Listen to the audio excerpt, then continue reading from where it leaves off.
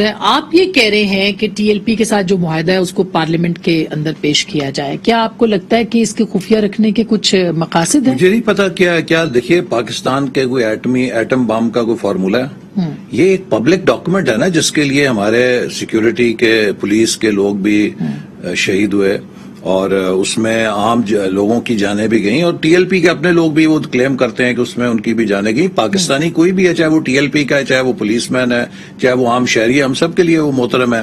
تو اگر اس معاملے میں کوئی وائلنس ہوا اور آپ اسے سلجھا رہے ہیں تو آپ بتائیے کیسے سلجھایا؟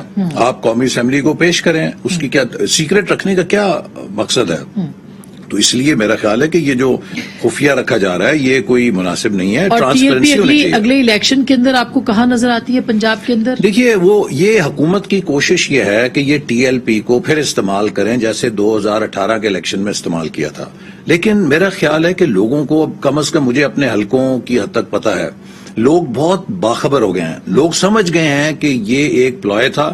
اور دیکھیے یہ جو ایک سلسلہ ہے نا کہ آپ ایک عام آدمی کو یہ کہیں کہ اگر تم نبی پاک صلی اللہ علیہ وسلم سے محبت رکھتے ہو تو تم ٹی ایل پی کو ووٹ دو، تو بھئی کیا باقی مسلمان محبت نہیں رکھتے؟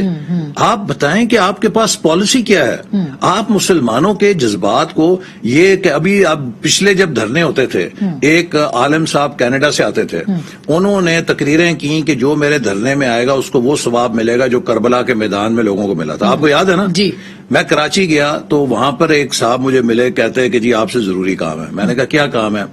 کہتے جی وہ ایک میرا محلے دار ہے، اس نے ڈاکٹر صاحب کی تقریریں سن کے بیوی کا زیور اور اپنا موٹر سائیکل ڈونیٹ کر دیا اس دھرنے کے لیے، لیکن جب اگلے دن بچوں کو اسکول لے جانے کی اب مصیبت آئی تو اس کو خیال آیا کہ میں زیادہ جذباتی ہو گیا تھا، تو کہتا جی آپ کا کوئی واقف ہے وہاں سے، چلے زیور وہ رکھ لیں، موٹر سائیکل واپس کر دیں۔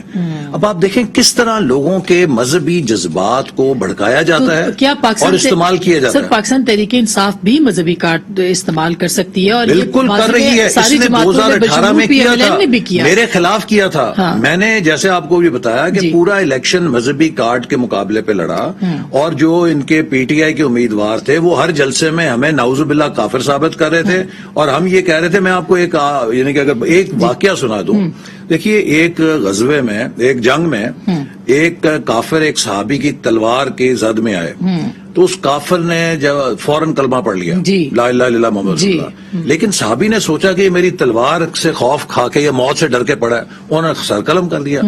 یہ واقعہ نبی کریم صلی اللہ علیہ وسلم کو کسی نے بتایا، آپ بڑے خفا ہوئے، آپ نے انہیں بلایا اور انہوں نے کہا کہ کیا آپ نے ان کے دل میں اتر کے دیکھا تھا کہ اس نے خوف سے کلمہ پڑھا ہے یا ایمان لانے کے لیے پڑھا ہے؟ دیکھیے جو بندہ کلمہ گو ہے اس کی ایمان کا فیصلہ کسی انسان نے نہیں کرنا، وہ اللہ نے کرنا ہے۔ ہم اللہ کے لیے کچھ چھوڑنے کے لیے تیار ہی نہیں، ہم کہتے ہیں کہ ہم ہی یہاں جنت اور جہنم لوگوں کی فیصلے کریں۔ ایسا ہی ہے، ایسے